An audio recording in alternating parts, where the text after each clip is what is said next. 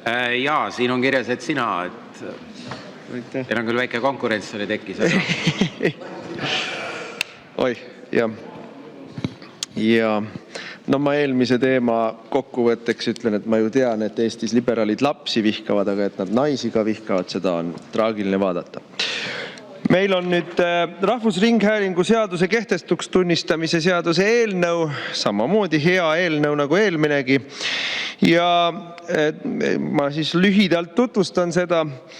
Eelnõuga tunnistatakse kehtetuks Eesti Rahvusringhäälingu seadus ja selle tagajärjel siis juriidiline isik niisugusel kujul, nagu ta täna on, likvideerub. Ühtlasi määratakse ära rakendussätetega see, mis saab ERR-i portaalist, kanalitest ja arhiivist. Seadus paneb Riigikantseleile kohustuse erastada nii ERR-i portaal kui ka raadio- ja telekanalid. Erandiks on Klassikaraadio, mille tegevus antakse üle sihtasutusele Eesti Kontsert koos praegu ERR-il olevate eelarveliste vahenditega. Arvestame seda, et olulise osa Klassikaraadio poolt edastatavast sisust on juba täna tihedalt seotud Eesti Kontserdi toimetamistega ja nimetatud muudatus tõstab kanali kunstilist taset, annab Eesti Kontserdile avaramad võimalus oma tegevust laiema publikuni viia. Ühtlasi oleks tagatud kõrgkultuuri avalikkusele pakkumine raadio vahendusel riikliku rahastuse toel. Teiseks erandiks on Vikerraadio kanal, mis antakse üle Riigikantseleile ja see hakkab kandma ohutusteavituse edastamise kohustust, aga tavaolukorras saab kanal jätkata meelelahutusliku sisu pakkumist. Ja selleks antakse samuti kanali eelarvelised vahendid likvideeritavast ERR-ist üle Riigikantseleile. ERR-i mahukas arhiiv antakse samuti koos eelarveliste vahenditega üle filmiarhiivile. Ja see tagab paremini kui täna ERR-i arhiivi kättesaadavuse ja avalikkuse poolt kasutatavuse. Kõik kanalid, ülejäänud kanalid tuleb siis erastada või kui erastamisel ostuhuvi puudub, siis sulgeda. Ja ma muidugi taustaks ütlen veel ka seda, et ERR-i ümber on meil muidugi teatud ringkondades kujundatud selline pühalikkuse oreool, et seda ei tohigi nagu torkida, et see on mingisugune peaaegu, et riiklik institutsioon, mis on algusest saadik olnud ja peab olema, tegelikult ei ole nii, et selle kanali või nende kanalite tegevuses rikutakse igapäevaselt, rutiinselt ja räigelt ERR-i seadust. Ta on raiskav, ta on ideoloogiliselt kallutatud ja on ühiskonda lõhestav, nii et mida kiiremini lahti saab, seda parem. Vastan hea meelega küsimustele. Aitäh teile. Lauri Läänemetsal on küsimus teile. Ja aitäh, lugupeetud istungi juhataja ja lugupeetud ettekandja. Et ma ju mõistan, miks te selle eelnõu olete esitanud, sest kui sa tahad võimu riigis enda kätte demokraatlikku süsteemi lammutada, siis loomulikult on oluline, et ei oleks ühtegi neutraalselt sellist meediakanalit. Ja võimalikult hea oleks kindlasti teie eeskuju on Viktor Orban Ungarist, kes tegelikult me oleme ju näinud, mida ta on teinud, et ta on ju see riiklikku meediat erastanud, täpselt samamoodi nagu teie siin praegu soovite teha, et siis mõni oligarh saaks selle omandada ja loomulikult siis võimul olevat siis mitte väga demokraatlikku siis võimu toetada. Et see on ju tegelikult, ma saan aru, EKRE eesmärk.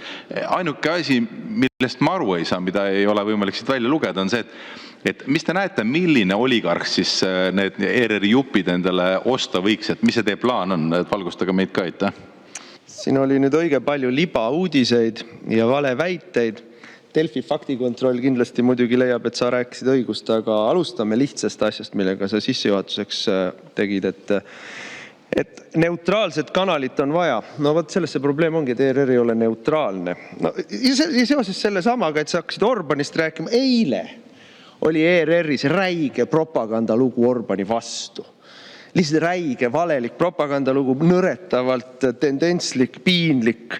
No ja see ei ole ju ainus kord, kui ERR-is Ungari vastast sellist materdamist tehakse. Meil tuleb meelde 2020. aastal andis Ungari välisminister Peter Szijjártó intervjuu ERR-i ajakirjanikule Astrid Kannelile, kes põlevate silmadega seal käitus nagu, ma ei tea, parim Hiina kompartei väljaande esindaja. Et see on neil nii tavapärane suurepärane. Või ma toon näite ERR-i nii-öelda neutraalsusest. Tuletame meelde, kui Kanadas toimusid autojuhtide suurte nende rekkameeste protestid koroonadiktatuuri vastu. ERR pani uudistesse, isegi mitte mingisugusesse, ma ei tea, kommentaari rubriigi alla pani uudistesse loo, kuidas mõnisada Kanada kaugsõidu autojuhti siis kogunevad Ottavasse, et protestida piiriüleseid sõitu tegevate juhtide sundvaktsineerimise vastu. Tegelikult olid 10 000 inimesed tänaval ja blokeerisid riigi pealinna kuude kaupa. Selliseid lugusid ERR nagu uudiste nime all avaldab, see ei ole võimalik nimetada seda uudistekanalit. Neid ei ole uudised, see ei ole neutraalsusest, on asi ikka väga-väga kaugel. Tuletame ka meelde seda, kuidas vahetult ennem Ameerika Ühendriikide valimisi toimus ERR-i eetris, näidati siis Kamala Harrist kiitvat, täielik panegüürika. Ma ei hakka lugema üles neid kordi, kuidas Trumpi seal on valedega üle valatud. Viimane vale, mis Trumpi kohta käis, oli siis see, et Trumpi mainetakse tohutul hulgal koguses Epsteini dokumentides. Pealkiri selgelt suunab lugejaid või kuulajaid, vaatajaid arvama, et Trump on Epsteini perverssustega seotud, aga tegelik sisu on see, et jah, on küll Trumpi mainitakse nendes Epsteini dokumentides palju, aga põhiosa arutelust käib siis selle üle, kuidas demokraatlikud poliitikud arutavad Epsteiniga, kuidas Trumpi konksu otsa võtta või kuidas Trumpile kahju teha. Ja osa dokumentidest on sellised, kus FBI või Florida politsei omavahel vahetavad infot, et Trump tahab Epsteini vastu tunnistusi anda või teda nii-öelda vahele võtta. Et jah, Trumpi nimi on dokumentides sees, aga mitte selles võtmes, nagu ERR meile nii-öelda näidatab. See ei ole neutraalsus. See on nõretav propaganda, valelikkus, täielik valefaktidega opereerib. Nüüd, mis puudutab siis seda, et riik tahaks enda kätte võtta meediavõimu. Eestis on meediamajasid veel ju. Ja kuuluvad oligarhidele võib küll Eestis öelda, et Luik ja Linnamägi on meil oligarhi mõõtu küll, eks ju. Et meediamajad on meil, oligarhid on meil meediabusinessis sees küll juba. Kahjuks ERR ei ole kuidagi teistsugune. Nad on kõik samasugused. Kõik tegelevad meil vasakäärmusliku ärkleva propagandaga. Ja kuigi mulle ei meeldi ükski neist, eks ju, mulle ei meeldi, ma ei loe Delfit üldse, ma ka ERR-i väga vähe loen ja Postimehest nii vähe kui saan, aga vahe on väga oluline. Delfi veeretab oma ilgust, oma solgipange valab meil iga päev pähe reklaamiraha eest, eks. Ta peab kellegile selle kliki maha müüma ja selle kliki maha müümise eest raha saama. ERR võtab meie kõigi taskust riigieelarvest raha ja vot seda ei peaks saama. Võtku raha kuskilt turult. Jah, aitäh. Raimond Kaljulaid, palun. Aitäh, Martin. Alati väga huvitav on kuulata neid ettekandeid. Ma tahtsin küsida sellist asja, et ma saan aru, et etteheide on see, et Rahvusringhäälingu uudised, mida siis uudiste toimetus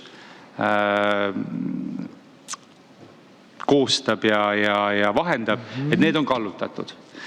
Mind huvitab, et kelle poolt kallutatud, et kes on see isik või isikute grupp või see organisatsioon, et kes siis suunab seda sisu, kes on andnud selle korralduse EKRE-t sellisel hirmsal viisil kajastada ja president Trumpi ja peaminister Orbanit, et kelle huvides see kõik käib. Need on seda oleks, ma arvan, Eesti rahval oleks huvitav teada, et kes see konkreetselt on. Et kui te saate valgustada meid selles osas, ma tänan. Ja, muidugi ma valgustan. Ma tulen ikka appi. Aga ma pean sind alustama seda valgustamist nüüd sellega, et sa ütlesid, et nagu mina heidaks ette, et uudised on kallutatud, et ei. Kogu sisu on õudne.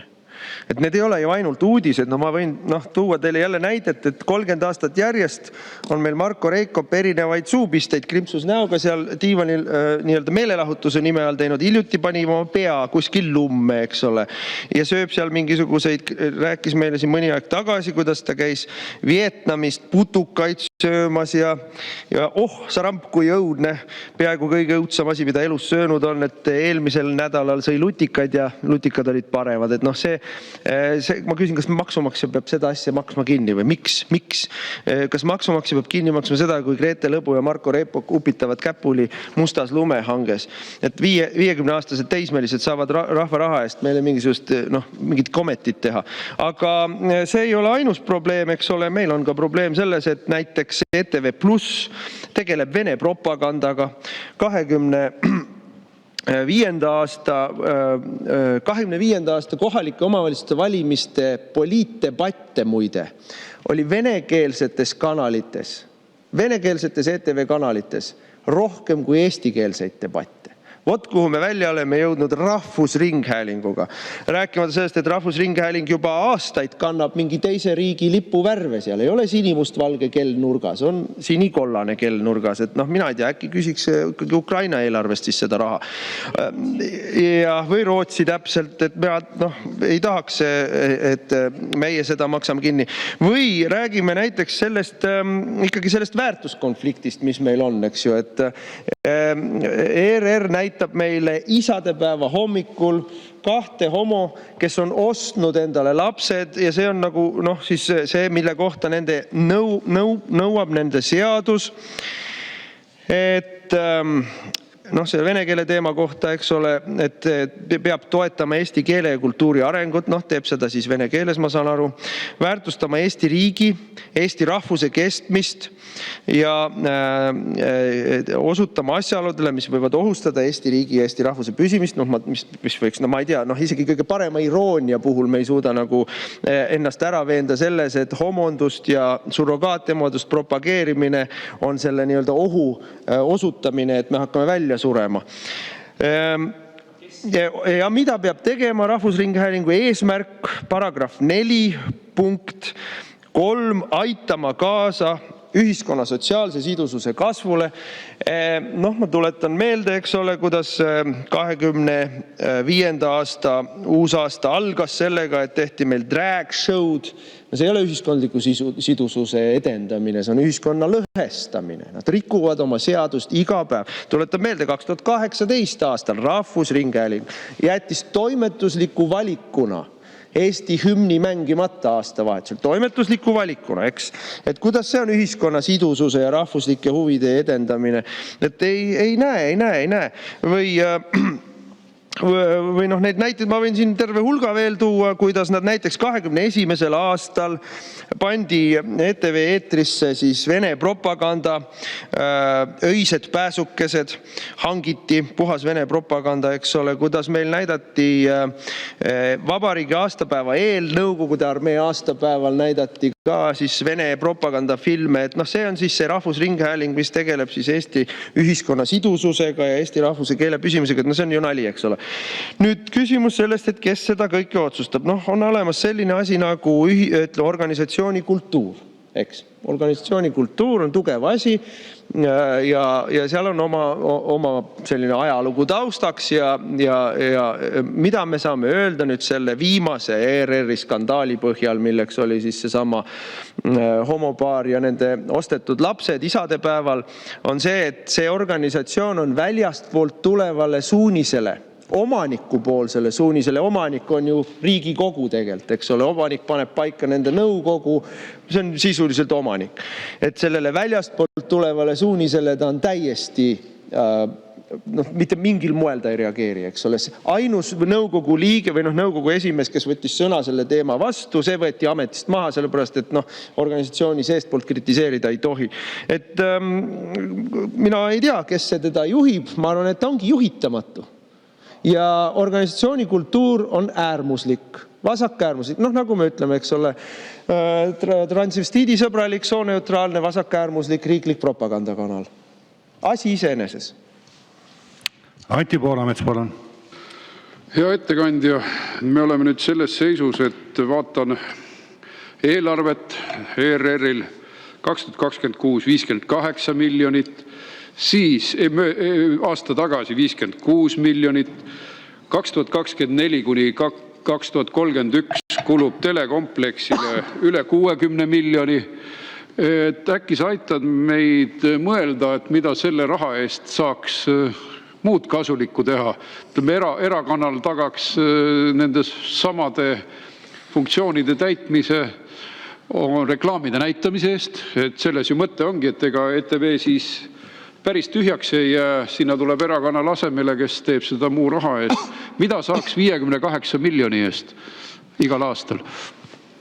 Jaa, kusjuures jah, see on tegelikult õige tähelepanu juhtimine, et üks summa, mida me loeme, on ERR-i eelarverida Kultuuriministeeriumi haldusalas riigieelarves, aga see ei ole ju nende ainus raha, mis nad riigieelarvest saavad. Et riigieelarve rida on nii-öelda, seal mis ta on, mingi 42 miljonit umbes. Tegelikult nad saavad üle 10 miljoni juurde. Avalikke vahendeid erinevatel viisidel. Küll teevad koostööprojekte siin Kaitseministeeriumiga näiteks või ka Maaeluministeeriumi, Põllumajandusministeeriumi, kuidas ta neid tänapäeval nimetatakse, kõikvõimalike lisavahendite kaudu. Ja et selles mõttes see avaliku raha läheb sinna tegelikult palju rohkem, kui see nende eelarverida on.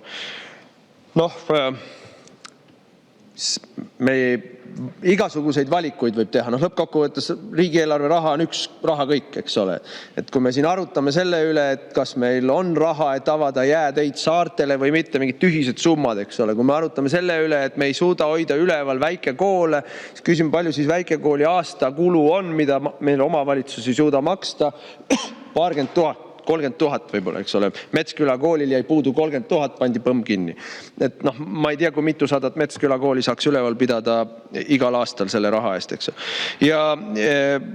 Või kui me räägime sellest, et naiste varjupaikadele ei leita juurde mõnda 100 000 aastas liberaalse valitsuse poolt, kes kõik meil Istanbuli konventsiooni kaitsevad ja seda sama vasakäärmuslikku ERR-i kaitsevad, kus kõik on feministlikud võitlejad.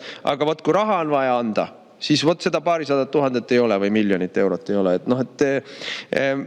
Meil raha läheb vasakule kümnete miljonitega, aga siis, kui on päris inimeste päris elu, päris aidata vaja, siis ei ole mõnda 10 000 või mõnda 100 000 või mõnda miljonit. Me kõik oleme lugenud neid ahastavaid, kurbasid lugusid, kus vähihaiged kerjavad ühe kuu kuuri jaoks 20 000. Aga haigekassal raha ei ole seda. Haigekassa on niigi miinuses. Haigekassa miinus on siin, ma nüüd peast tuletan meelde, äkki sel aastal võtame reservist seal suurusjärgus peaaegu 100 miljonit, natuke vist vähem. Et pool sellest miinusest saaks katta. Ja see on õige tähelepanek, mis sa juhtisid tähele, et täna on ERR kuluprojekt. Eks. Maksame peale kanalitele kokku seal suurusjärgus 50 miljonit. Kui hakata erastama, siis kindlasti leiab ostja ETV-le. ETV on populaarne kanal, väga laia vaatajaskonnaga sisse töötatud kaubamärk. Kindlasti leiab ostja. See on plussprojekt. Kindlasti leiab ostja näiteks Raadio 2-le. Kindlasti leiab ostja. Muidugi raadiokanal ei maksa nii palju kui telekanal, aga kindlasti leiab ostja. Nii et need oleksid tuluprojektid, me saaksime ühest püsikulust lahti, ühest suurest püsikulust lahti, saaksime ühekordse tulu kaubamärkide erastamisest ja pluss veel ühekordse tulu selle eest, et me müüksime maha nende kesklinnas oleva kinnisvara. Ehk siis 10 miljonit plussiks. Täiesti lihtsasti tehtav. Margit Sutrop, palun. Austatud eesistuja, lugupeetud ettekandja. Ma küsiksin sellist asja, et Eesti põhiseadus kaitseb sõna- ja ajakirjandusvabadust. Ja tegelikult mitte küll päris sellise sõnaga, aga ka väga erinevate maailmavaadete, organisatsioonide ja meediate koos eksisteerimist. Et neid saab piirata ainult siis, kui on vaenukõne või üleskutsed vägivallale. Aga teie kriitika tegelikult ERR-i kohta on ju see, et seal ilmub maailmavaatelisi nagu erinevaid arvamusi, mida teie ei poolda. Aga seal ilmub ka palju selliseid asju, mis on otse teie maailmavaatega kooskõlas. Et kas siit järgmine samm võiks olla, et kui teile ei meeldi mõni põhiseaduslik institutsioon, mis teie mingi nii-öelda väärtuste komplektiga kokku ei lähe, et siis need kõik müüki panna. Et kas on oodata uusi eelnõusid, mis võiksid ka põhiseaduslikud institutsioonid müüki panna. Jah, ma pean nüüd natukene kuidagi teid kurvastama, et Eesti põhiseadus päris kindlasti ei näe ette ERR-i. No kohe päris kindlasti ei ole Eesti. Ma mäletan, et kui me olime komisjonis, siis tulid sinna ministeeriumi ametnikud ja lõid lausa letti mulle paragrahvid. Paragrahv 44 ja paragrahv 45. Vaat, mina loen Eesti põhiseadust päris tihedalt, sest seda rikutakse hirmus palju. Ja siis ma tahan kohe teada, millist paragrahva konkreetselt parasjagu Riigikogu juhatus näiteks rikub. Ja ma kohe esimesest hoopist ma oleksin oodanud, et Kultuuriministeeriumi ametnikud panevad letti liberaalide lemmikparagrahvi ehk paragrahv 12, mis siis ei luba diskrimineerimist, ehkki seal on konkreetselt kirjutatud, millist ja mis moel ei tohi diskrimineerida. Et sellega tavaliselt öeldakse kõikidele konservatiivide algatustele, et ei tohi teha, sest paragrahv 12 keelab, aga nüüd tuli hoopis 44 ja 45. Ja 44 räägib sellest, et meil on informatsioonivabadus, et riigiasutustest pead kätte saama andmeid. Seda rikuvad Eestis riigiasutused meil rutiinselt. Isegi Riigikogu liikmed ei saa kätte meil mingisuguseid dokumente. Nii et seda paragrahvi rikuvad teised, mitte meie siin praegu selle eelnõuga. Paragrahv 45 tõepoolest ütleb, et Eestis on infovabadus ja ajakirjandusvabadus ja tsensuuri ei ole. Nüüd mina ei tegele siin tsensuuriga. See eelnõu ei tegele siin tsensuuriga. See eelnõu tegeleb sellega, et me lõpetame ära maksumaksjatelt vägisi võetud raha andmise äärmusideoloogilisele meediamajale. Et nii nagu maksumaksja ei pea kinni maksma Postimeest või Delfit, ei pea ta ka kinni maksma ERR-i, kus näiteks toon teile toreda, niisuguse apetiitse näite, missugune siis seal see mentaliteet on, et praegu töötab Krister Paris meil Delfis, leidis sarnase vasakäärmusliku väljaandega. Omal ajal oli ta ERR-i korrespondent ja tähistas siis, sai eetrit naistepäeval, kus ta seisis, kui ma nüüd õigesti mäletan, see oli veel lausa lülitus Moskvas, ta oli Moskva korrespondent, ta seisis Punasel väljakul, luges luuletust Leninist, nelgid käes. Et see on siis selline ERR-i arusaamine, ma ei tea, ühiskondlikust sidususest ja rahvuse ja keele ja riigi püsimisest ja perekonnal põhineva ühiskonnamudeli väärtustamisest ja see on nende arusaamine sellest. Nüüd, mis puudutab seda osa teie küsimust, et milliseid asju ma veel tahaks kinni panna, mis mulle ei meeldi, et ei ma ei tea midagi kinni panna, erastaksime ja lausa osad asjad jääksid ju kestma. Aga ma ikkagi tahaks lugeda teile ette, millist osa seadustest täna rikutakse. Paragrahv 6. Rahvusringhäälingu programmid. Punkt 1. Programmid ja meediateenused peavad vastama eesmärkidele. Neid eesmärke ma olen siin mitu tükki juba lugenud. Pereväärtuste, ühiskonnamudelite edendamine ja rahvuskeel ja kultuur ja nii edasi. Seda nad ei tee loomulikult. Siis teine punkt. Programmid peavad olema mitmekülgsed, ühiskonnaelu teemade käsitlus, neis peab olema tasakaalustatud. Seda lihtsalt ei ole. Pole näinud. Ma ei tea, ma paluksin näiteid sellest, kuidas ERR tegeleb ka konservatiivsete ideede edendamisega, sest et ausõna ei ole näinud. Ja seal on siis Rahvusringhäälingu uudistesaated peavad olema mitmekülgsed, tasakaalustatud, sõltumatud ja korrektsed. Lihtsalt ei ole. Ja peab neid fakte kontrollima, faktid ja kommentaarid peavad olema eristatud, seda ei juhtu seal peaaegu kunagi, eks ole. Nii et see jutt sellest, kuidas nad kuidagi ühiskonnale annavad infot, tasakaalustatud infot, see lihtsalt päris elus ei ole nii, kahjuks. Ja ma võin öelda, ma olin 4 aastat ERR-i nõukogu liige 13. Riigikogu koosseisu ajal ja iga päev, igal nõukogu koosolekul tsiteerisin neid punkte nõukogule ja juhatusele ja ütlesin, et te rikute neid ja nõudsin aru ja mitte midagi ei muutunud. Siis oli Anti Poolamets oli meil nõukogu liige. Iga kord ütles teile, kullakes, et te rikute seda punkti, et midagi võtke ette. Mitte midagi ei võetud ette. Siis on meil Varro Vooglaid on nüüd viimased aastad olnud nõukogu liige.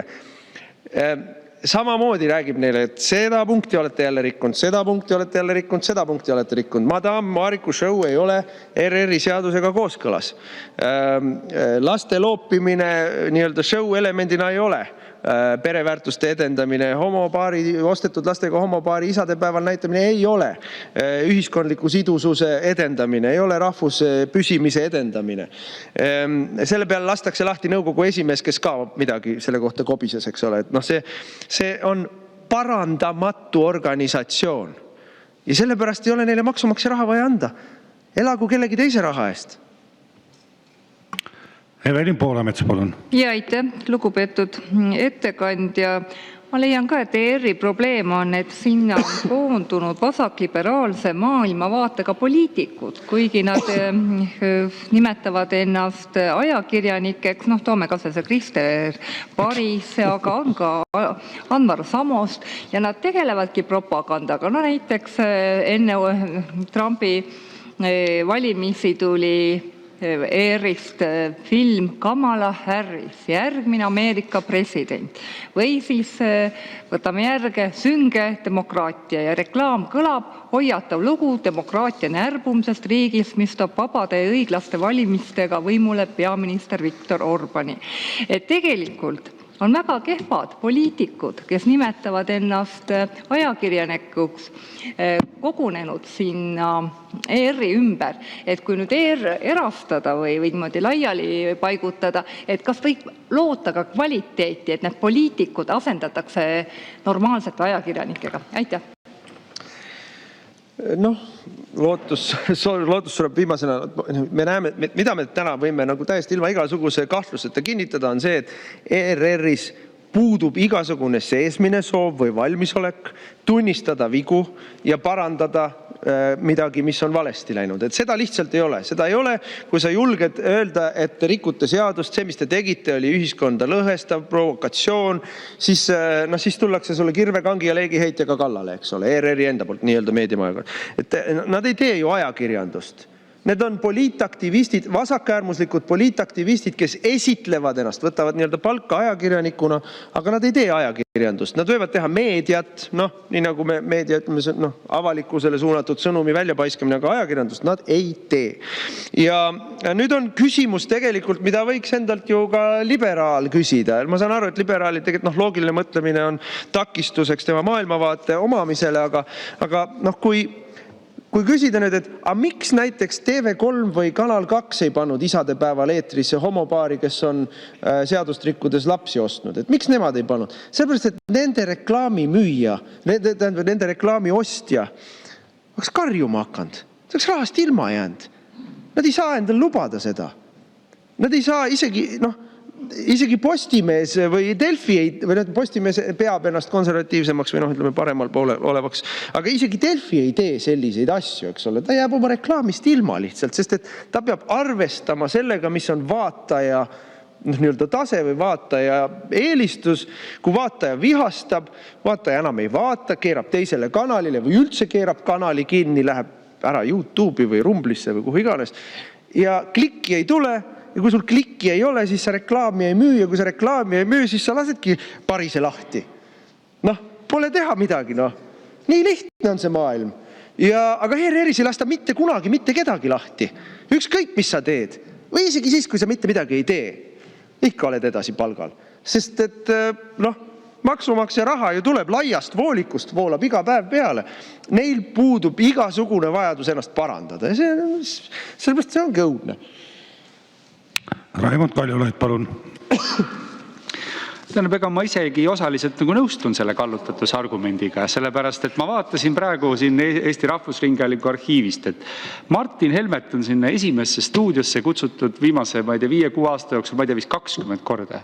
Ja mind mitte ühtegi korda. Täiesti selgelt on parem äärmuslike konservatiivide poole kalduse esimese stuudio toimetus. Aga ja las ta räägib. Ma nüüd ei saa, ma tahaks küsida siiski. Ma tahtsin küsida sellist asja, et ma tahan nagu edasi nüüd täpsustada, et ütlesid, et kallutatud on kogu sisu, kõik. Et ma lihtsalt prooviks aru saada, ma vaatasin ka siin telekava, et kas ka see olümpiamängude ülekanne ja siis kas see on ka kallutatud kuidagi ja kas ka ilmateade on kallutatud. Ühesõnaga kõik, iga sekund, mis ETV-s eetrisse antakse, on teie hinnangul kallutatud. Aitäh. Kõigepealt, Raimond, ära võrdle apelsine ja õunu, eks. Mina olen erakonna esimees ja sina ei ole. Nii et ära võrdle seda, kui palju on kutsutud Martin Helmet võrdluses Ossinovski või Läänemetsaga, eks. Ja siis võrdle, kui palju on veel Reinsalut kutsutud. Kõik kahvatub. Aga hea küll. Nüüd olümpiaga on ka halvasti. Ja väga hea, et sa tõid esile olümpia. Just kui võiks olla ilma vastuoludeta või ilma poleemikata asi. Aga ei, nad saavad riigilt tohutu hunniku raha ja nad ei ole võimelised eetrisse panema, tulevad meil suveolümpiad, nad pooli asju ei näita ju. Ei näitagi ju. Lihtsalt sellepärast, et me teeme seal mingi valiku ja seda ei näita, teist väitame Ameerikas teine kellaaeg ka ja nii edasi. Jälle läbikukkumine. Jälle täielik blamaaž. Mitte millega ei saa hakkama, isegi jalgpalli ja olümpiaga ei saa. Varro Vooglaid, palun. Ja suur tänu. No siin ongi ilmselt probleem selles, et Raimond Kaljulaid juba mõtleb ennast kui sotside esimehest, aga see asi on veel vormistamata, nii et ära rütta sündmustest ette, Raimond. Oota oma aeg ära. Aga küsimus seisneb selles, et eelnevalt Margit Sutrop siin natuke selline demagoogilise küsimuse esitas, milliseid põhiseaduslikke institutsioone te kavatsete järgmiseks likvideerima või erastama hakata, mis peegeldab tegelikult sellist päris tõsist kontseptuaalset väärarusaama või üldse nagu korrektse arusaama puudumist, et ERR ei ole mingisugune põhiseaduslik institutsioon ega isegi midagi sarnast. Aga kuidas see väärarusaam on tekkinud? See on tekkinud sellest, et tegelikult ERR, ka minu kindla veendumuse kohast, mida ma ei häbene avalikult välja öelda, on selgelt ülepaisutatud ja ülerahastatud. Ja sellest räägib väga selgelt asjaolu, et kui me vaatame ainult riiklikku tegevustoetust eelarves aastas, siis see on 41,5 miljonit. Riigikogul on 32, Riigikohtul 7,4, presidendil 7,3, Riigikontrollil 6 miljonit, õiguskantsleril 3,5 miljonit. Kordan, ERR-il 41,5 miljonit. Et kuidas sellist olukorda nagu selgitada avalikkusele, et kas siis ongi kõige olulisem institutsioon Eestis üldse raha saama? Ja kusjuures ma panen siia kõrvale veel erameediamajade, ütleme siis, siin päris lihtne ei ole võrrelda, sest et näiteks, eks ole, Postimees Grupp teeb ka ajalehti ja teeb kohalikke lehti ja nii edasi, aga kui proovida võrrelda telekanaleid, siis ta on ka kordades kallim telekanalite mõttes, kui on erakanalite telekanali kulu. Ehk siis erakanalite telekanalid saavad tegelikult oluliselt odavamalt hakkama ja vaatajanumbrid on, kui mitte samad, siis siiski suurusjärgus võrreldavad. Nüüd väga hea küsimus, et Riigikogu saab vähem raha, kogu Riigikogu eelarve on väiksem kui ERR-i eelarve, aga vaata, siin ongi iva, et aga ERR ju aitab teha seda Riigikogu koosseisu. Loomulikult tuleb sinna rohkem raha panna. Et see, kes meile ütleb seal AK-st, me teame, on olemas seda sorti inimene, kes on AK-usku, kes saab oma teadmised maailma kohta, tunneme kõik kaasa sellisele inimesele, saab oma teadmised maailma kohta AK-st. Esiteks ta pooli asju ei tea üldse, teiseks need pooled ülejäänud, mis ta teab, need ei ole tegelikult reaalsusega kooskõlas või ei vasta tõele. Nüüd, aga selle tema AK-usu kaudu ju moodustatakse need pingiread siin suures osas. Ja loomulikult, kui neilt ära võtta see toru, see on ju põhimõtteliselt sotsdemokraatide Reformierakonna, ütleme siis, lisarahastuskampaaniasse. Et loomulikult need kiunuvad, et ärge võtke seda meilt ära. Et tuleks ikka võtta. Tehke oma rahaga kampaaniat, Raimond. Siim Pohlak, palun. Aitäh, lugupeetud juhataja, hea ettekandja, et siin Margit Sutrop enne üritas meile väita ebaõnnestunult, et justkui Rahvusringhäälingus on esindatud kõik maailmavaated, kajastatakse erinevaid seisukohti. Et juttu nendest nii-öelda vasakäärmuslikest asjadest on palju olnud juba siin täna, mis on eetris käinud. Et kas ma üritasin ka meenutada, kas teile ka tuleb meelde mõni saade, mida võiks nimetada siis nii-öelda konservatiivseks või rahvuslikuks propagandaks selle kõige paremas mõttes, mis on ERR-i eetris olnud, et jätame siin laulupeo ülekande välja, aga mingid päris sisusaateid, nii nagu nad toodavad neid Kamala Harrise ja Orbani kriitilisi ja muid selliseid saateid. Kas on midagi olnud eetris, mis on rahvuslikkust ja konservatiivsust edendab või mitte? Tuleb teile midagi pähe? Ja selle kohta oli meil ka komisjonis selline pisikene, väikene selline diskussioon tekkis meil Tõnis Lukasega. Ja Tõnis Lukas ka ütles, et aga Martin, et hea küll, et on vasakäärmuslik, saame aru, on vasakäärmuslik, on selline libauudiseid tekitav ja ärklev ja nii edasi, aga ikkagi seal on ka rahvuslikku sisu. Ja mina küsisin, et aidake konkreetselt, mis need rahvusliku sisu osad siis on. Et mina mäletan seda, et uusaasta ööl keeldutakse hümni laskmast, algul süüdistati ja loomupäraselt me arvasime, et selles on süüdi Kersti Kaljulaid, kes oli sel ajal president, tuli välja, et ei, see oli Karmen Killand, kes seda tegi ja ta on edasi seal tööl. Eks ole, rääkimata sellest, et juba 4 aastat on seal teise riigi lipuvärvid meil üleval, eks ole, rääkimata sellest, et pooled kanalid on meil seal venekeelsed, et venekeelsetes kanalites tehakse puhast Nõukogude või Vene propagandat seal. Selles mõttes ma ei näe, andke andeks, ma ei näe seda rahvuslikku, isegi väikest kogust seal, seda rahvuslikku sisu, mille pealt võiks öelda, et hea küll, et teil on 99% on õudne rahvuskehandid hävitav, ühiskonda lõhestav, perekonda lõhestav, hävitav, rahvuslikku majandust hävitav, et kõik see globalistlik immigratsiooni soodustav, et aga siis te teete kuskil nurga taga ühe saate, mis on neljapäeva õhtul kell 11 eetris, kus räägitakse 5 minutit Eesti asja ka. No ei ole. Peeter Tali, palun. Ja austatav istungi juhataja ja hea ettekandja. Päris raju kuulamine ja ma muidugi ei saa nõustuda peaaegu mitte millegagi, mida te siin räägite, aga mul on siiski küsimus ka, et riigikaitsekomisjon ja pärast Riigikogu ka muutis hädaolukorra seadust ja tegi ERR-i teiste hulgas ka elutähtsa teenuse osutajaks ja sealt tulenevad ka ülesanded kriisi ja hoidku jumal sõjaajaks. Ja kui teil on nüüd niuke pehmelt öeldes keskmiselt geniaalne plaan ERR maha müüa, et kes siis neid tähtsaid ülesandeid peaks täitma? Aitäh. No nüüd tuleb välja, et Eesti 200 ei süvene eelnõudesse. Vead tulevad sisse.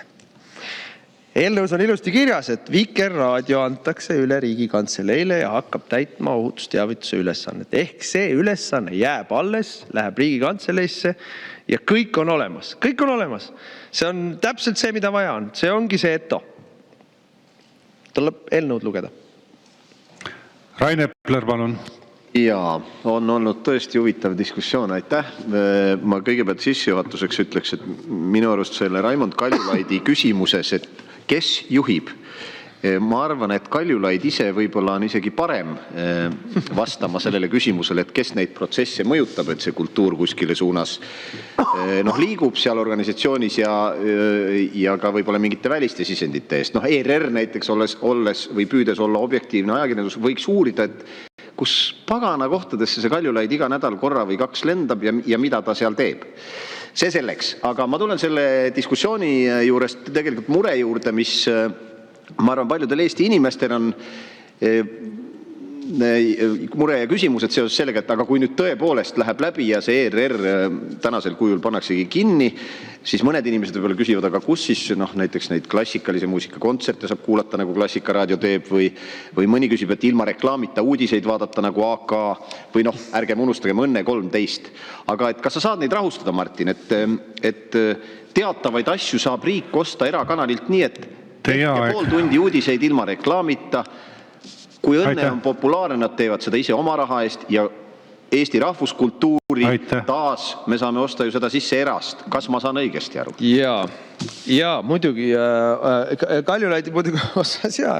Tema võiks meile paremini vastata, kes kus juhib protsesse, eks ole. Ja kas nende protsesside osa oli see 50 000 Vene krüptoärimeestelt saadud annetus või mitte, mida Eesti ajakirjandus ikkagi väga pikalt käsitleda ei tahtnud. Aga jah, või ka see, eks ole, kuidas meil oli Marko Mihkelsoni alaealiste skandaal, tegelikult ju ERR-i pakkus suurepärase eetri asja puhtaks rääkimiseks, eks ole, et see pealtnägija ongi meil siin sellise liberaalse leeri selline puhtaks pesemise sohva, eks küll räägib seal Ilmar Raag sellest, kuidas ta tõi 10 000 eurot siis Slava Ukraina raha, sularahas üle piiri, aga see kõige geniaalsem valetaja oli ikkagi Lehtme. Ja siis oli seal meil see nokulaulutädi Rita Holm, kes käis kurtmas, et teda on liiga palju sõimatud selle eest, et ta lasteaias käis lapsi ahistamas, ja siis oli meil seal Taavi ja Luisa, rääkisid oma külmkapiskandaali sirgeks ja selles mõttes, et eetrit pakutakse mitmesugustele inimestele oma murede lahendamiseks maksumaksja raha eest. Aga nüüd Õnne 13 kindlasti ju jääb alles. See on ülipopulaarne, peamine põhjus, miks ta ikka eetris on veel, hoolimata ütlemist sellest, et seal nagu ei ole väga rokkivat süžeed või sellist põnevat lugu. On vaatajaskond, vaatajad tahavad vaadata. Prillidoosi Õnne 13, maa hommikut vaatavad ja selles ongi ju kapitalismi ilu, et kui sul vaataja on, siis on sellel olemas reklaamiturg, kui on reklaamiturg, siis on võimalik see asi eetrisse panna. Ehk siis seda ma küll ei julge lubada, et saab vaadata ilma reklaamita. Aga ma ei tea, kõik, kes me oleme vaadanud televiisorist, ma ei tea, neid pühapäeva õhtuseid meelelahutusshowsid Kanal 2 TV3-st, nägu kõlab tuttavad või laulimised ja mis need seal on, eks on mingisugused sellised laupäeva õhtud ja mis neil seal on kõik, eks ole, et tuleb reklaamipaus, aga siis jälle vaatad, selle ajal jõuad ära käia vetsus ja võileiva teha endale. Et selline elu, eks ole, et küllap need populaarsed saated kindlasti jätkuvad, sest miks nad ei peaks? Miks nad ei peaks? Ma kardan, et isegi Ringvaade võib jätkuda. Aga palun mitte minu raha eest, eks ole. Nii et selle pärast ei peaks küll muretsema. Anti Poolamets, palun. Jaa, lugupeetud ettekandja, aitäh heade tähelepanekute eest. Ma lugesin veel seadust ja ajasin näpuga järge, et kus ikkagi on see koht, mille puhul peaks Reikop peadpidi lumehange hüppama ja sellist möllu tegema ja neid putukaid sööma. See on ju puhas meelelahutus.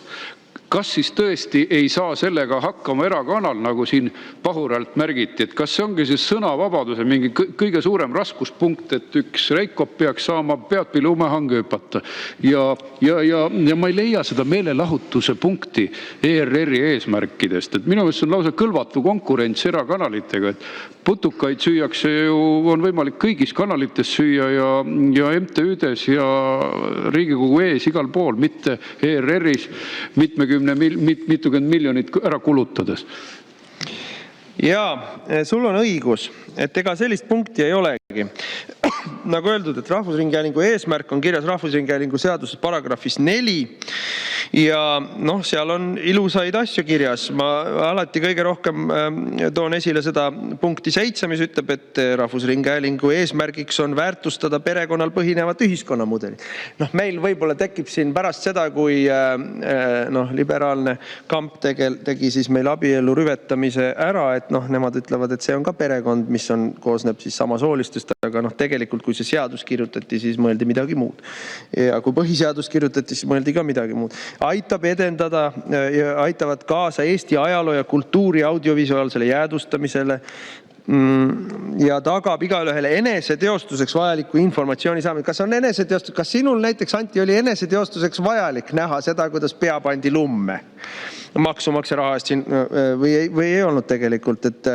Ja seesama väärtustab riigi ja rahvuse kestmist, eks ole. Ei, aitab kaasa ühiskonna sotsiaalse sisususe kasvule. aitab kaasa Eesti majandusliku heaolu ja konkurentsivõime kasvule. Aga kui me mõtleme, et ERR on üks kõige innukamaid roheäärmusluse edendajaid eetris, siis ta ju tegelikult aitab kaasa Eesti majandusliku halva ja heaolu vähenemisele ja konkurentsivõime kahanemisele, mitte tegelikult, jälle rikub seadust. Põmm. Ja ei, seal ei ole kusagil kirjas, et nad peavad tegema kometit. Ei ole kirjas, et peab öösel näitama või ütleme uusaasta öösel näitama transvestiidi showsid. Ei ole kirjas selliseid asju üldse. Et tõsi küll, ERR-i nõukogu on kehtestanud omaette korra, kus on ka ette nähtud, et kuidas ja mida peaks meelelahutuses tegema, aga seadusest selline asi ei tulene. Helle-Moonika Helme, palun.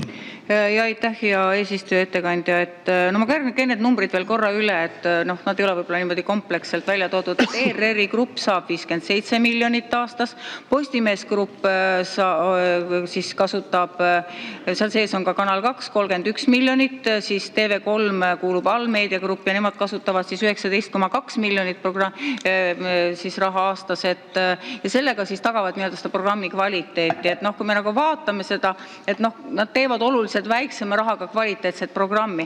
Aga kvaliteet on üks asi, aga 57 miljonit maksab maksumaksja muuseas sellest, et saada tasakaalustatud programmi, ehk et kõikidel maksumaksjatel olenemalt maailmavaatest peab olema võrdne ligipääs oma maailmavaatele selles kanalis.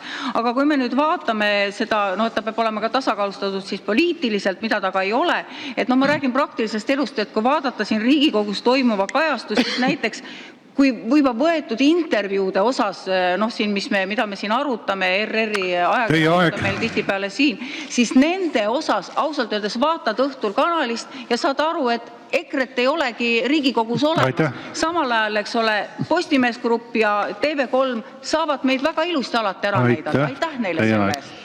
Jaa, see on seesama jah, et nad on selgelt üle rahastatud ja aga see on tavaline riigiasutus.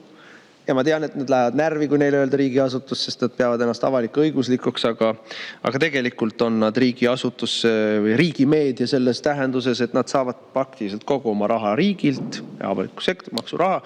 Nad on juhitud parlamendi ehk poliitilise organisatsiooni poolt, riigi poliitilise põhiseadusliku institutsiooni poolt, et kogu see avalik õiguslik jutt seal juures ei ole tõsi ja ei ole vähemalt tõsilt võetav ja tõepoolest on seaduses jälle kirjas, mulle meeldib seda seadust teile tsiteerida, sest et ta on nii hõrgus kontrastis päriseluga. Paragrahv 6, Rahvusringhäälingu programmid ja meediateenused peavad vastama eesmärkidele ja teenima avalikku huvi. See puudutab ka seda, et kas need meelelahutussaated teenivad siis avalikku huvi või milles see avalik huvi seisneb. Avaliku huvi mõiste on päris lai, aga mina seda sinna ära ei suudaks venitada. Paragrahv 6.5 ERR-i saated peavad olema poliitiliselt tasakaalustatud. Siin oli meil Kaljulaidiga enne väike arutelu, kui tasakaalus nad on või ei ole, et tema arvates on minu poole kaldu. Ma ise arvan, et statistika seda ei kinnita. Aga see tähendab ka seda, ega see saated peavad olema poliitiliselt tasakaalustatud, ei tähenda ju seda ainult, et me loeme nuppusid, et mitu korda käis üks erakond või teine erakond Esimeses stuudios, vaid see tähendab ju ka seda, et milliseid küsimusi mulle seal küsitakse. Et kui mina lähen stuudiosse ja kõik küsimused on sellised, et ütlen nüüd ausalt, kas sa hommikuse konjaki joomise juba lõpetanud. Ja siis läheb mõne teise erakonna juht sinna ja kõik küsimused on sellised, eks ju on ju, te teete head tööd. Siis see ka ei ole poliitiliselt tasakaalustatud käitumine. Rääkimata sellest, et ainuüksi probleemi tõstatamine, probleemi püstitus ise. Et kui me räägime siin näiteks immigratsioonist. Hea näide sellest, kuidas immigratsioonis poliitilise tasakaalustatuse punkti rikutakse. Et kui kogu sinu immigratsiooni käsitlus on selline, et aga neil seal kuskil Pakistanis on või Liibüas on raske elu ja kole elu ja seal inimesed surevad nälga ja kärbsed söövad laibad tänaval ära ja küll on kole, kas sina siis ei tahagi neile head? Ja mitte kunagi ei räägita sellest, kui palju immigrandid vägistavad, põletavad, narkootikumidega kaubitsevad, mitte kunagi ei räägita sellest, millised lisakulud tulevad ühiskonnale meditsiinis, hariduses, julgeoleku tasamises, siis see ka rikub poliitilise tasakaalustatuse nõuet. Igapäevaselt rikuvad, iga jumala päev. Ja nüüd ja küsimus selles, et kas see nagu see raha, mis me sinna paneme, et tegelikult ja mul ei ole õigust nõuda, mitte kellelgi meist siin Riigikogus ei ole õigust nõuda, et Postimees oleks poliitiliselt tasakaalustatud. Postimehe omanik tahab olla poliitiliselt nii kaldu, kui ta tahab olla ja olgu nii kaldu, kui ta tahab olla ja mul ei ole sellega kobinat, seepärast, et sinna ei lähe maksumaksja raha, see ei ole avalik asi, see on eraõiguslik asi. Ja sama võin ma öelda Delfi kohta, nii vähe, kui ma teda loen või nii õudselt, kui ma teda ei armasta, või pole minu asi ette kirjutada. Aga kui on riiklikult rahastatud, maksumaksja rahastatud ja riiklik seadus ütleb, et peate olema tasakaalustatud ja aastakümneid vilistatakse sellele ja öeldakse, et aga raha palun juurde veel rohkem, siis see pull tuleb ära lõpetada lihtsalt. Tanel Kiik, palun. Hea, lugupeetud Riigikogu aseesimees ja ettekandja. No kogu austuses see jutt on ikka päris sassis omadega, ehk et sa ühest küljest kritiseerid, et see ERR on, ma saan aru, see Reformierakonna, sotsiaaldemokraatide hääletoru, vasak äärmuslik ja siis sa räägid, et sinna kutsutakse liiga palju Urmas Reinsalut, et kas siis Reinsalu käib see kuidagi Reformierakonda propageerimas või mis pidi või. Ja ma kiiresti vaatasin ka neid su väited, et immigratsioonist väga palju leiab artiklid, kus vastupidi käsitletakse probleeme nii Rootsis, mujal, eks ole, ehk et mul on tunne, et seda ERR liiga palju vist ei jälgi ja siis seal ongi tekkinud mingi kujutelm uute uudisteportaali põhjal, et kuna seal ei ole sama ilus ja armas kõik ja kodune, eks ole, nagu uued uudised, et siis järelikult on ERR kallutatud. Et tegelikult ma kuulen väga palju just nimelt muresid siin Reformierakonna osad liikmed isegi nõukogus tõstatanud, et tuntakse just vastupidi, et äkki see liiga konservatiivne või mõned saatejuhid seal. Ehk et äkki on hoopiski niimoodi, et kui keegi päris rahul ei ole, et siis võib-olla ongi selline mõistlik meedia tasakaal, et üks tunneb, et teda on liiga vähe, teine tunneb teda, et see on poliitikas tavapärane. Kas äkki oled omadega natuke eksiteel siin? Aitäh. Äkki on nii, et kui keegi rahul ei ole, siis paneme kinni.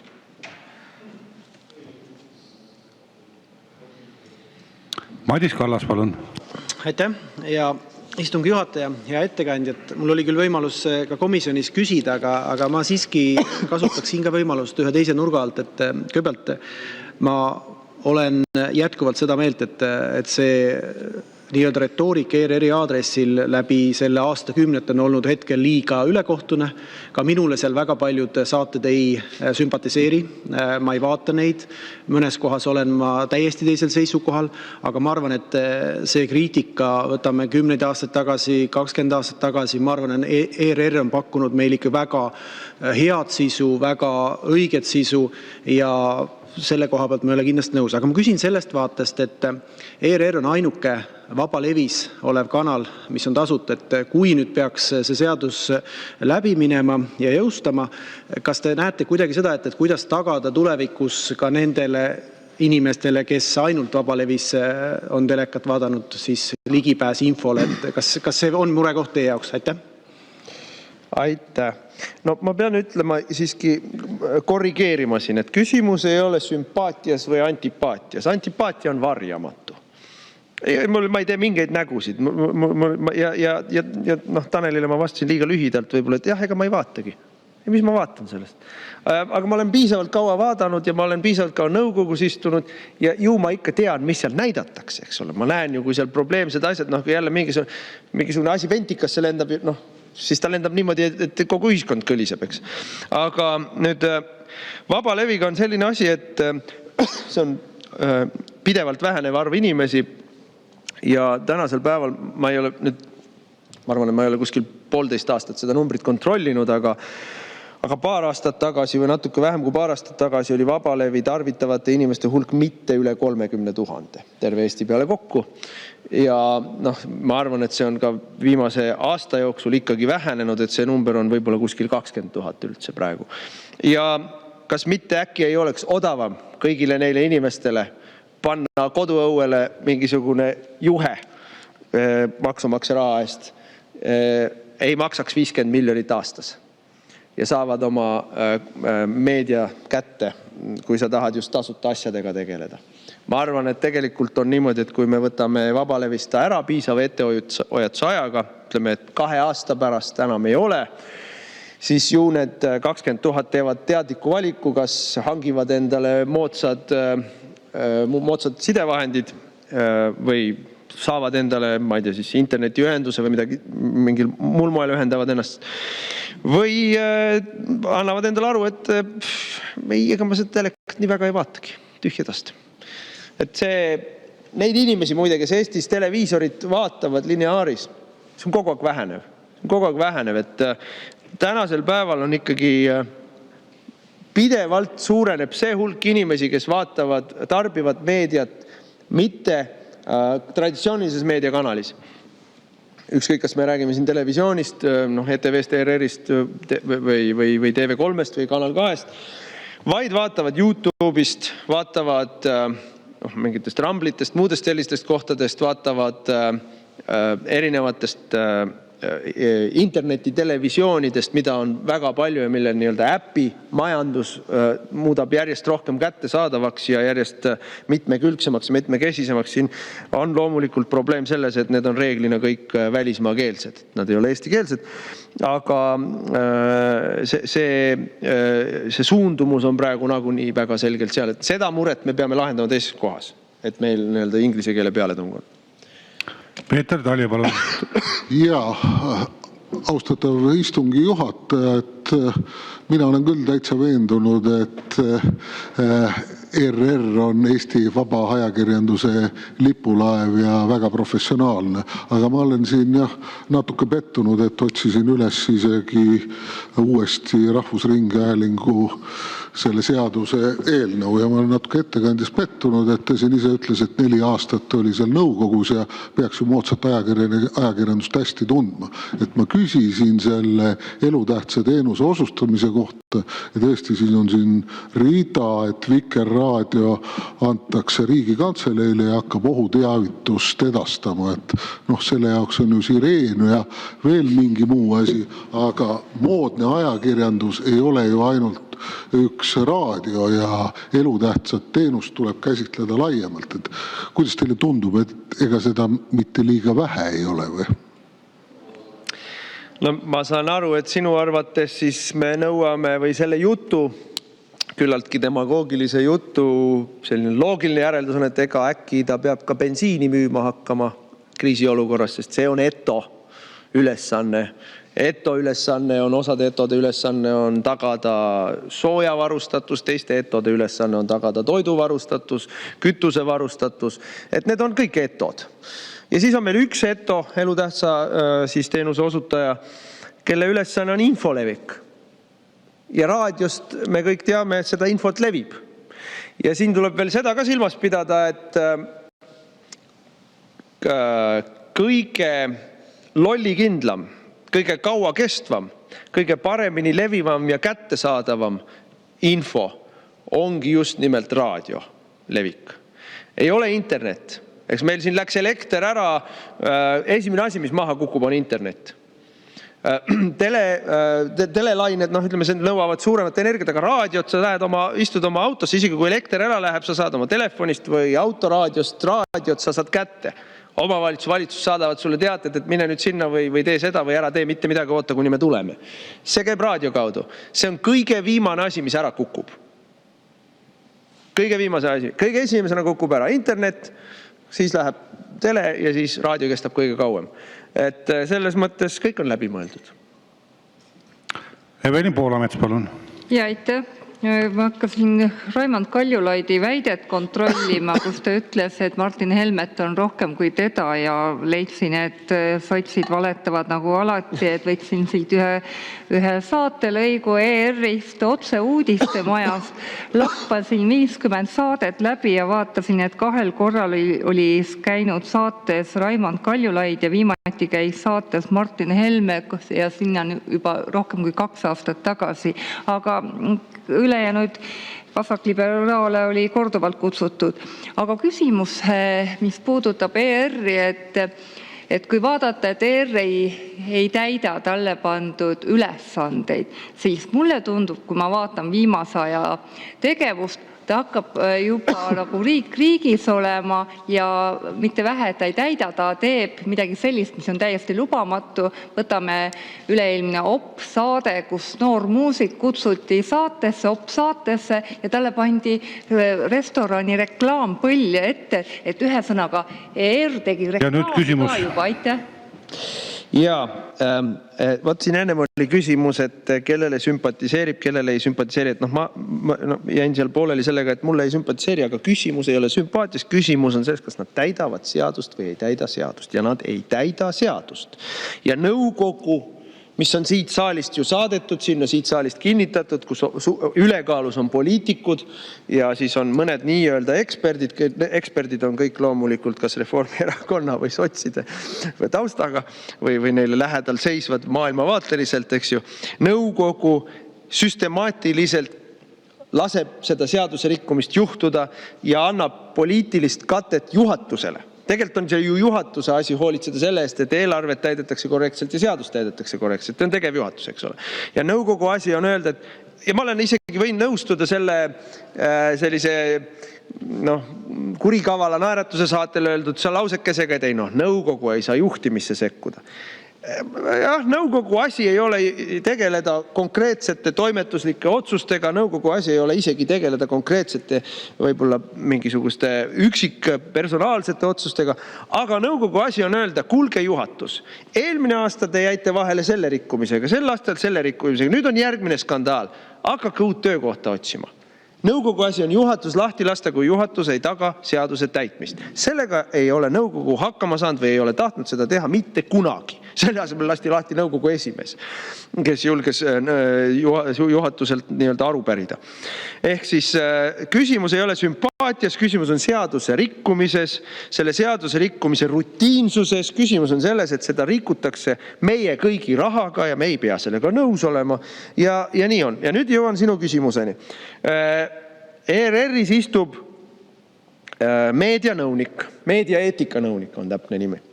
Meediaeetika nõunik on seal juured alla kasvatanud, ta on seal üle 10 aasta istunud, eks ole. Kui tal kunagi oli kuskil mingisugune närvitõmblus mõne meediaalase ebaeetilise asja suhtes, siis see on ammu välja surnud.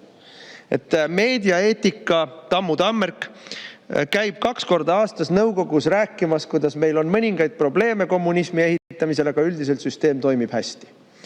Ja mitte kunagi mitte kedagi ei karistata, mitte millegi eest, mitte kunagi ei tuvastata, et tegelik eetikarikkumine oli olemas. Meediaeetika nõunik saab palka selle eest, et ta mätsib kinni eetikarikkumisi ERR-is. See on tema töö, see on tema ülesanne. Ja tegelikult peaks olema meediaeetika nõunik see, kes tõmbab sae käima sellise asja peale, et meil sest et see on ka seadusega keelatud. ERR ei tohi teha kommertsreklaami varjatult, see on product placement, eks ole, ehk siis see reklaami panemine saate sisse. See on sama nagu, eks ole, Coca-Cola või Marlboro suitsupakki näitad kõigile ajad juttu, eks ole. Sa ei tohi teha seda. Ja see on seaduse rikkumis, on ERR-i sisemiste reeglite, kõikide protseduuride, toimetuslike kokkulepete rikkumine, aga kas me kuuleme midagi meedianõunikust? Tammu Tammerk mängib surnut. Rene Kokk, palun. Aitäh, hea juhataja, hea ettekandja. Päris huvitav vestlus on olnud siin. Mul on päris huviga olen kuulanud, mida kolleegid mõtlevad ja mis nende peades toimub. Ja päris huvitav on nagu see, et inimesed, kes militaartaustaga on, siin räägivad sellest, kuidas see on eto ja midagi teha ei saa. Samal ajal kui oma erakonnakaaslane tahab Omnivat erastada, mis on eto. Et sellest mõttes on huvitav ja ma olen teadnud, kuulen kogu aeg sellest, kuidas me räägitakse, et eriolukordade jaoks oleks raadiot vaja, et raadio on selline asi, mis levib kõige paremini, patareidega raadio. Ma küll ei mäleta, et televiisoreid oleks soovitud inimestele osta, et varuge kõik televiisoreid, et siis kui eriolukord on, et siis saate vaadata. Et päris huvitav, et kuidas tundub, et kas see nagu ebaadekvaatne natuke ei ole siit mõne saadiku poolt see etode just käsitlemine. Sa enne küll rääkisid ka, et selle teooria järgi peaks hakkama siis uuesti riik bensiinijaamasid looma, oma poevõrgustikku ja muid asju ka, et tundub kuidagi ebaadekvaatne siin mõni sõnavõtt. Aitäh. Ma ütleks, et see oli suhteliselt abitu katse demagoogiaks. Aga jah, näitab ka seda, kui ebatõsiselt võetav see on. Ma tahaks muidugi kõigile neile inimestele, kes siin pisut nagu huumoriga tahavad seda võtta, et mulle meeldib ka, ma olen ka healoomuline ja rõõmsameelne inimene üldiselt, aga ega see ei tähenda nüüd, et ja kõik nad on ju võtnud selle hoiaku, et las see EKRE räägib siin mingist ERR-i sulgemist, et sõit läheb edasi, see rong ju ei peatu. ei, rahu. Nii nagu me tühistame Istanbuli konventsiooni, nii nagu me pöörame tagasi abielu perverteerimise, nii me paneme igal juhul kinni ERR-i ka. Kõik saab tehtud, ärge muretsege omal ajal. Helle-Moonika Helme, palun.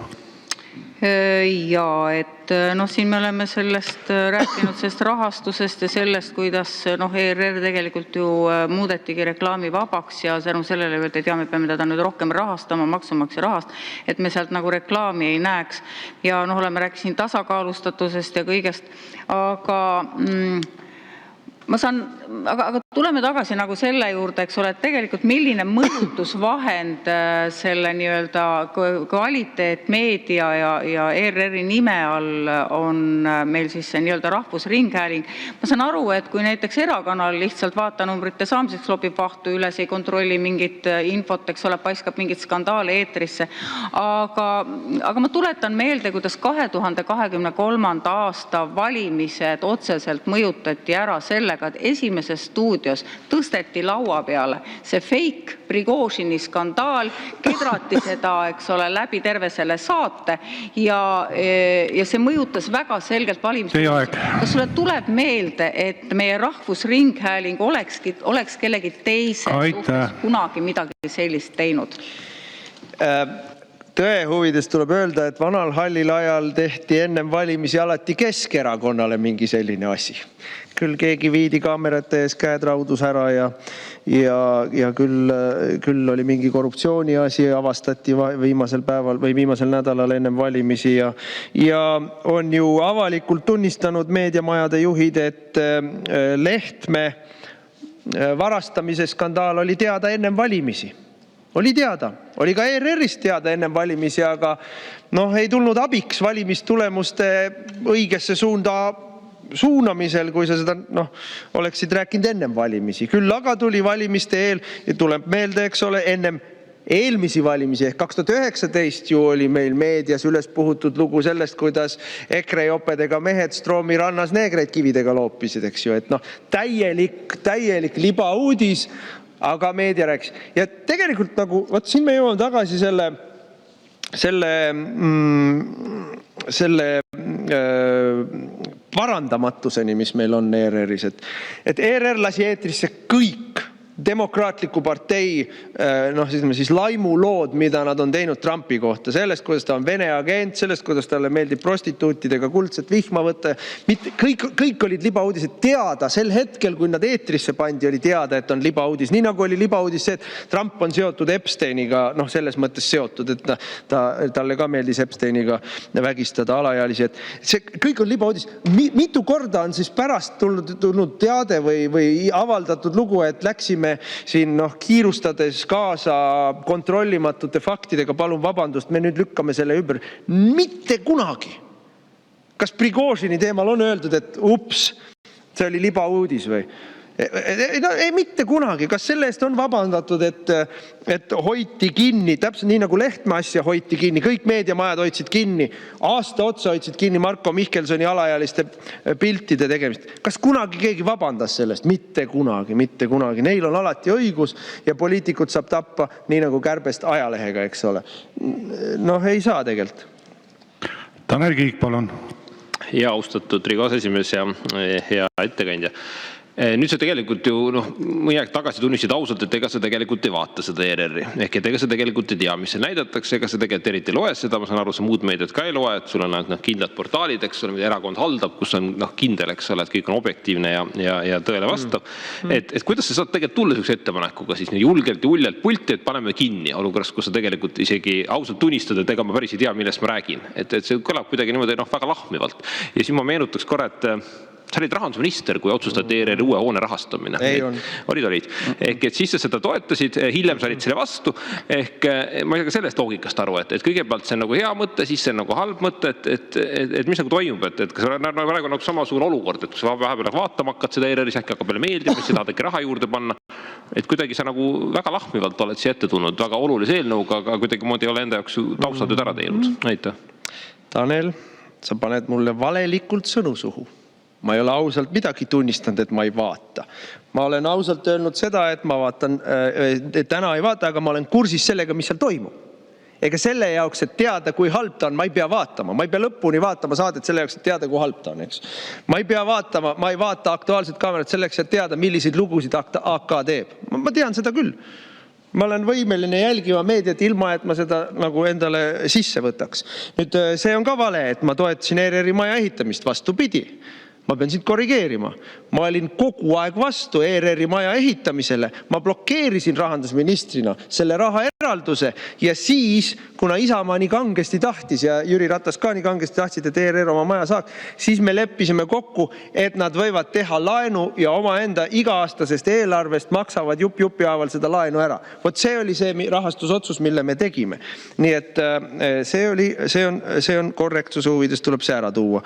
Aga ma nagu üleüldisemalt ütleksin, et kui sulle nagu jäätise selle pagana tutu sisse pannakse pruuni asja, mis tegelikult ei ole jäätis. Sa pea seda lõpuni sööma, et teada, et see ei ole söödav. Rene Kokk, palun. Aitäh, hea eesistuja. Nojah, et sotsidele peab muidugi vastama seda, et EKRE arutatakse üldiselt eelnõusid läbi, et ma ei tea, kas teil on võib-olla teistmoodi kuidagi, Tanel, et kui eelnõud on esitama, sa teed selle üksi ja teistega ei räägi. Meil töötab kogu fraktsioon eelnõudega, nii et selles mõttes teile teadmiseks. Aga päris huvitav on see, et ma pean isegi praegu vist nõus olema Reformierakonnaga. Ja selle koha pealt, et kogu aeg aastakümnedega käinud see jutt, et riik on halb peremees. Ja nüüd, kui me selle eelnõu juures räägime, siis ma pean tunnistama, et ma olen nõus. Et kui ma 90-ndatel vaatasin ERR-i ja oli teise põlvkonna ajakirjanikud olid, siis mulle isegi nagu tundus, et ikkagi püüti hoida mingisugust neutraalset joont enam-vähem. Ühel hetkel muidugi hakkas see küll ära kalduma Keskerakonna materdamiseks väga. Aga täna on küll olukord selline, kus see on kuidagi üheks sõpruskonnaks kujunev seltskond, kes täna ERR-is saateid teeb ja see on nii kallutatuks läinud, et pean tunnistama tõesti, et see riik ei ole hea peremees, hakkab vist jälle päris hästi paika pidama. Kuidas sul tundub? Ja, kas see oli vist Sutrop, kes küsis, et mida me veel erastada tahaksime, et ega ma ei tea, pärast seda, kui Reformierakond on riigist üle käinud, ma arvan, et seal väga palju enam erastada järele ei ole jäänud. Aga nemad, tänane valitsus tahab postiteenust erastada, eks ole, et see mure neile ühe asja pärast on väga suur mure ja teise asja pärast näed, et riik on halb peremees. See näitab lihtsalt ju seda, et kahepalgeline, ebasiiras, valelik, demagoogiline retoorika. Kui on vaja, siis põhjendatakse kõik ära ja kui ei ole vaja, siis nii nagu me siin eelmise eelnõuga nägime, siis põhjendatakse ära, miks mitte midagi teha ei ole vaja või ei saa. Ja siin on nagu ikkagi fundamentaalne küsimus, eks ole, et miks pärast peab riik tegelema meediaga? Päriselt ka, et miks peab riik pidama meediakanaleid? Kas meil on nagu probleem, et meil turul ei ole teisi, kes toovad meile uudiseid? On küll. Et nad siin kõik ilguvad, eks ole, Objektiivi ja Uute Uudiste üle, et näed, isegi nišitooted on olemas. Aga päriselt on olemas ka veel suured erakanalid, mis kõik katavad ära. Kogu vaatajaskonna katavad ära, kogu teemade ampluaa katavad ära. Aga peab olema üks riigi rahastatud riiklik kanal, kus istub Raul Rebane politrukina nõukogus ja otsustab, kes võib olla nõukogu esimees ja kes ei või olla nõukogu esimees. Et miks? Vastus on ju ilmne. Seepärast, et see on kõige olulisem ühiskondlik mõjutusvahend, mis neil käes on. Et oma ideoloogilist agendat edendada. Selle jaoks peab olema. Siis ei ole riik halb peremees. Ikkagi meil on vaja kujundada narratiivi ja raamistada teemasid. Madis Kallas, palun. Aitäh, hea asejuhataja, hea ettekandja. Ma lihtsalt sellest viimasest vastusest ajendatuna küsin lihtsalt, et ma tean, et EKRE on väga suur ja ma usun, et südamega Eesti regionaalpoliitika eest seisja nii sõnades kui tegudes. Et me näeme, et kui me laseme mingid asjad nii-öelda turumajanduslikult vabaks, siis nad kipuvad koonduma siia Tallinnasse, siis nad kipuvad olema siin Tallinnas, aga ERR täidab ka väga olulist rolli, mis puudutab regionaalpoliitika ja regionaalsete nii-öelda korrespondentide poolt kajastatav elu väljaspool Harjumaad. Ja kuidas te seda näete, nagu kui selline seadus peaks jälle läbi minema, et kuidas seda siis tagada, sest tõesti ei käi Valgas, Võrus, Saaremaal, Ida-Virus mingil põhjusel eriti erakanalid neid videolõike tegemas või seda elu kajastamas, aga ma arvan, et see on äärmiselt oluline, kui me vaatame just, et elu ei pea olema ainult Harjumaal. Aitäh! Jaa, ei, ma olen täiesti nõus, et elu väljaspool Tallinnat eksisteerib ja seda on vaja kajastada ja see on oluline, et seal kah oleks meedia toimiks. Kusjuures ma siin ikkagi ütlen, et ma ei taha kiita nüüd Postimeest, aga Postimehel on olemas regionaalsed lehed. TV3-l on olemas regionaalsed uudistekorrespondendid, vist küll maht on väiksem kui ERR-il, aga siiski on olemas, et ka turg saab sellega hakkama. Ja siin on isegi küsimus selles, et kas turg saaks sellega paremini hakkama, kui ei oleks meil kõlvatud konkurentsi riigi poolt 3 korda suurema rahastusega kanalilt. Et kui meil ERR saab riigilt 50 miljonit, eks ole, TV3 saab 19 miljonit ja ka suudab pidada regionaalseid korrespondente. Et kui nad oleksid nii-öelda turul võrdselt konkureerimas, siis võib-olla erakanalid oleksid või see sama ERR, mis muutub erakanaliks, oleks võimeline samamoodi neid pidama, et meil ei ole põhjust arvata, et nad ei ole. No, meil ei ole täna olemas seda olukorda, kus teistel üldse ei ole regionaalset korrespondente või regionaalseid väljaandeidki. Noh, ütleme, need samad piirkondlikud ajalehed. Nii et see ei ole niimoodi, et ERR on ainus, kes meile toob uudiseid Valgast. Tegelikult ei ole nii. Ja siia kõrvale ma võib-olla paneksin mõtteainena, et meil on peaaegu kõik omavalitsused tegelevad ju veel kohaliku omavalitsuse oma mingite infokanalitega. Tõsi küll, seal murekohti on palju. Et nii-öelda vallalehed tihtilugu, ütleme niimoodi, et ei anna eeskuju ka ERR-ile oma tasakaalustatuse poolest. Aga sellegi poolest ütleme, nad on olemas. Et ma ei näe seda muret. Ma mõistan seda küll, et me ei tohi nagu regionaalpoliitikas unustada, et see info, mis toimub mujal Eestis, see peaks olema ka Tallinnas kättesaadav. Aga teisest küljest, kui ma vaatan tänaseid ministreid, et kas see aitab neid? Ei aita. Nad ei tea elust Tallinnaski mitte midagi, rääkimata Saaremaast. Aitäh, rohkem küsimusi teile ei ole. Aitäh.